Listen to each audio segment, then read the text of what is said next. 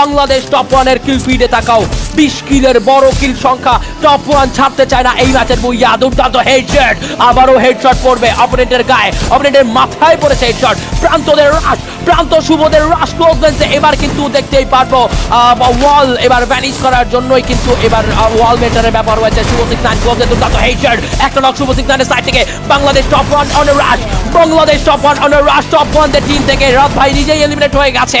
And সেখানে Shuvo 69 and Pranto close combat fight গুলোকে close করবে, আলিফ লং রেঞ্জটাকে ক্যাপচার করবে। Last 8 players are still live.